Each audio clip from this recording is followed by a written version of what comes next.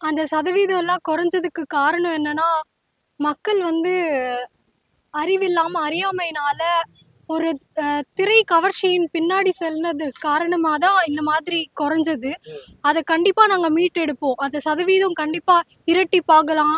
அது அதிகமா ஆகும் கண்டிப்பா அந்த சதவீதம்லாம். அதுக்கான போராட்டங்கள தினமும் எடுத்துட்டு இருக்கோம். ஏன்னா சீமான் அவர்கள் கிட்டத்தட்ட இந்த ஆட்சியிலே கிட்டத்தட்ட ஒரு 500 600 போராட்டங்கள் பண்ணியிருப்பாரு ஒரு 5 வருஷத்துலயே.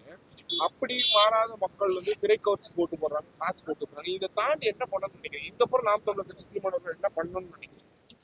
ஒரு நாள் விவசாயியோட கஷ்டம் அவங்களுக்கு தெரிய வரும்போது யாருமே அவங்களுக்கு போராடுறவங்க இருக்க மாட்டாங்க.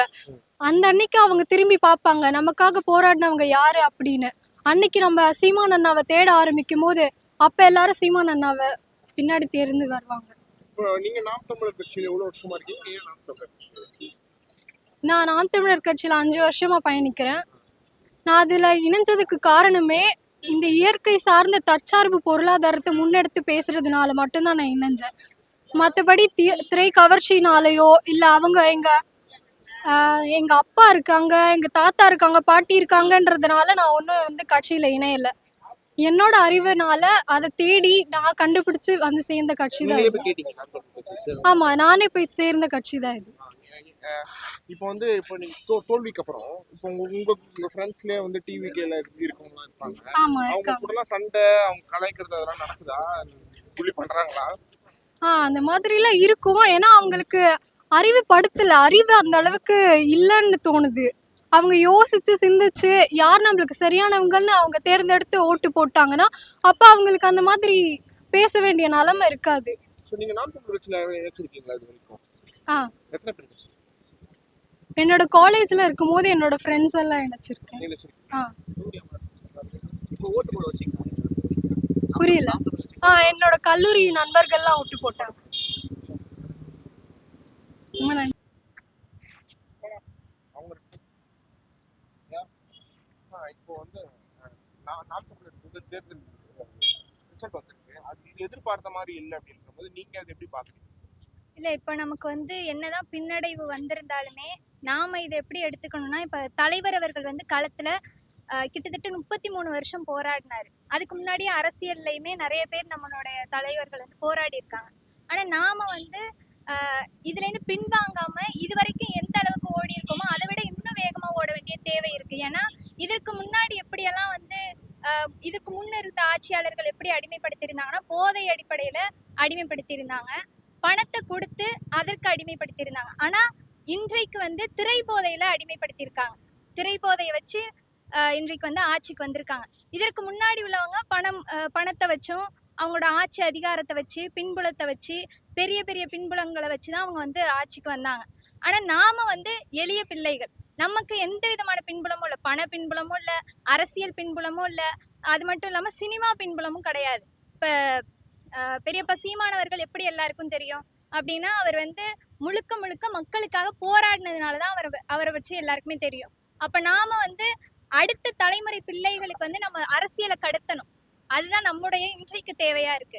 இப்ப வந்து ஒவ்வொருத்தருமே நம்ம இப்ப எப்படி புரிஞ்சிருக்கிறோம் அப்படின்னா, ஒரு 60 வயசுக்கு மேற்பட்டவர்கள் வந்து முழுக்க முழுக்க மது போதைக்கும் பண போதைக்கும் அடிமையா இருக்கிறாங்க. அதனாலதான் அவங்க இத்தனை வருஷமா திராவிட கட்சிகளுக்கு வாக்கு செலுத்தினாங்க. ஆனா இன்றைக்கு வந்து கிட்டத்தட்ட 20 வயசுக்கு மேல 18 வயசுக்கு மேல இருந்தே எல்லாருமே சினிமாவுக்கு அடிமைப்படுத்தப்பட்டிருக்காங்க. அப்ப அவங்கள மாற்ற வேண்டிய தேவை நம்மை போன்ற நாம் தமிழர் கட்சி பிள்ளைகளுக்கு இன்னைக்கு உருவாயிருக்கு. அதனால ஒவ்வொருத்தருமே இன்னும் வீரியமா களத்துல போராடணும். அதுதான். நீங்க இப்போ ரிசல்ட் பார்க்கும்போது ரொம்ப மன உடைஞ்சு போனீங்களா? ஆமா. என்ன என்ன என்ன என்ன ஃபீல் பண்ணீங்க? இல்ல, இவ்வளவு உழைப்ப போட்டிருக்கோம், மத்தவங்கள மாதிரி பணத்தை கொடுத்து நம்ம வாக்குகளை வாங்கல. களத்துல வந்து வியர்வையை சிந்தி உண்மையான உழைப்பை கொடுத்த கட்சினா அது நாம் தமிழர் கட்சி தான். ஏன்னா களத்துல பார்த்துருப்போம், தாவேக்கா வந்து அந்த அளவுக்கு அவங்க பரப்புரை செய்யல. ஆனா நாம் தமிழர் கட்சி ஒவ்வொரு வீட்லயுமே வேட்பாளர்கள் ஒவ்வொரு வீட்டு வாசல்லையுமே நின்று வாக்கு கேட்டாங்க. ஆனா அந்த ஒரு எதிர்பார்ப்பு இருந்துச்சு மக்கள் மத்தியில. சரி, நமக்கு வாக்கு அளித்திடுவாங்க அப்படின்னு ஒரு எண்ணம் இருந்துச்சு. ஆனா விஜய் அவர்கள் வந்த பிறகு முழுக்க முழுக்க அது சினிமாவா மாற்றிட்டாரு. அதுதான் வருத்தமா இருந்துச்சு. ஆனா இன்றைக்கு வந்து நம்ம அதை எப்படி மாத்தணும் அப்படின்னா, என்னதான் நம்ம வருத்தப்பட்டாலுமே அந்த ஒரு நாள் தான். ஆனா அதற்கு பிறகு ஒரே ஒரு முறை தலைவரோட முகத்தை நினைச்சு பார்த்தா போதும். அவர் இத்தனை வருஷம் களத்துல நின்று போராடினாரு. அப்ப வந்து எத்தனை உயிர்கள் அங்க வந்து போயிருக்கு. அதை நம்ம ஒரு வாட்டி எண்ணி பார்த்தோம்னா இன்னும் வேகமா ஓடணுங்கிறது நமக்கு வந்து இன்னும் உத்வேகமா இருக்கு. ஆமா இனிமே இன்னும் ஊக்கமா அந்த இருக்கும். அந்த அந்த தேர்தல் தோல்வியிலிருந்து வெளியே வந்து அடுத்த வேலைகள் ஆமா. இப்ப அது நீங்களே பார்க்கலாம். இப்ப வந்து யாருமே துவண்டு வீட்ல உட்காரல. எல்லாருமே வந்துகிட்டு தான் இருக்கிறாங்க. நம்ம உறவுகள் வந்து இன்னும் அதிகமா தான் வராங்க. நெறைய பேர் வந்து வேற கட்சியிலேருந்து இப்ப சேர்ந்தது கூட நான் வந்து கேள்விப்பட்டிருக்கிறேன். திராவிட கட்சிகள்ல எத்தனையோ என்னோட வயது ஒற்ற பிள்ளைகள்லாம் அங்க வந்து இருந்தாங்க. பேச்சாளர்களா இருந்தாங்க. இன்றைக்கு அவங்க வந்து மாற்றமா தமிழ் தேசியத்துக்கு பக்கம் திரும்பி இருக்காங்க. அப்ப அதை என்னால பார்க்க முடியுது. வந்து 4% வந்துட்டாங்க. இதை பார்க்கும்போது எவ்வளவு வருத்தமா இருக்கு? ரொம்ப வருத்தமா தாங்க இருக்கு. இப்போ வந்து இது வந்து உங்களை அடுத்ததா வேற வேலைகள் செய்யறதுக்கோ இல்லைன்னா நாம் தமிழர் சார்பா வந்து நம்ம ஏதாவது வேலை செய்யலாம்னா தடுக்குதுன்னு நினைக்கிறீங்களா சார்? கன்ஃபார்மா இல்ல. ஏன் என்ன காரணம்? இல்ல நான் இது வந்து தோல்வியெல்லாம் நாங்க எதிர்பார்க்கல. இதுக்கப்புறமும் இதுக்கு முன்னாடி எவ்வளோ இது செஞ்சிருக்கோம். ஆனா இது வந்து தோல்வியெல்லாம் எதிர்பார்க்கல. நாங்க பின்தங்கி இருக்கோம், மறுபடியும் முன்னாடி வருவோம். 0ல இருந்து 8% வந்தவங்க 4ல இருந்து வர மாட்டோமா, மறுபடியும் வருவோம். இப்போ வந்து நீங்க நாம் தமிழர் கட்சியில இணைஞ்சதுக்கான காரணம்? எங்க ஃபேமிலியா இருந்தாங்க, அதுல எனக்கும் ஜாயின் ஆனது, அப்புறம் பார்த்தது பிடிச்சிருந்ததுனால அப்படியே ஜாயின் ஃபர்ஸ்ட் டைம் ஆயிட்டோம். சீமான் பேச்சு என்ன பேச்சு கேட்டீங்க?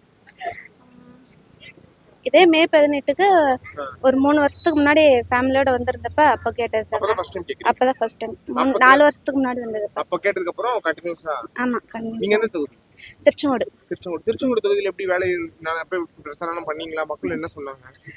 எல்லாரும் எங்களுக்கு ஆதரவா தான் பேசுன மாதிரி இருந்துச்சு. ஆனா ஓட்டு போட்டதுக்கு அப்புறம் தான் தெரியுது அது யாருக்கு ஆதரவு. அதுல எப்படி மாத்த முடியும்?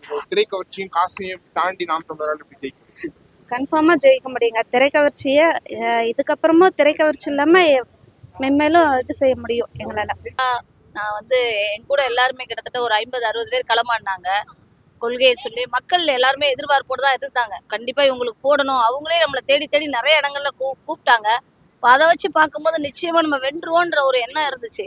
ஆனா இந்த தேர்தல் அந்த அந்த பண்ணும்போது அவங்க எல்லாம் ஒரே ஒரு வேட்பாளர் சொல்லி ஒரு ஒரு சினிமா மாயில போயிட்டாங்க.